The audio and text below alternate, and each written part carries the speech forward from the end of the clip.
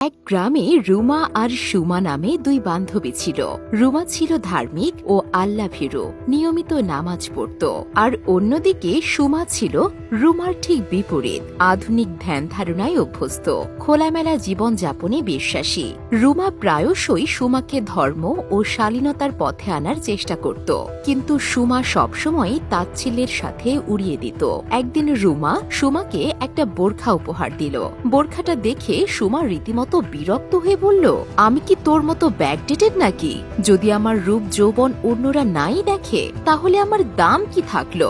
রুমা তখন শান্তভাবে বোঝালো, শোনো, রূপ যৌবন তো চিরকাল থাকে না, একদিন তো সবাইকেই মরতে হবে। আর এই রূপ যৌবনই একদিন হয়তো জাহান্নামের আগুনে পোড়ার কারণ হবে। এই কথাটা বলে রুমা চলে গেল। কিছুদিন পর রুমা এসে সুমাকে বলল, চল সুমা, আমাদের বাগানে যাই, আম পেড়ে আনি। সুমা তৎক্ষণাৎ আপত্তি জানালো, আমি গোরস্থানের ধারের কাছেও যাব না, কবর দেখলে আমার ভয় লাগে।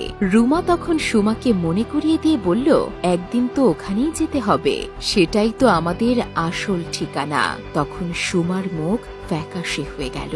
রুমা আরো বলল, এখনো সময় আছে, চল আল্লাহর পথে চলি, তাহলে পরকালে আমরা একসাথে জান্নাতে যেতে পারবো।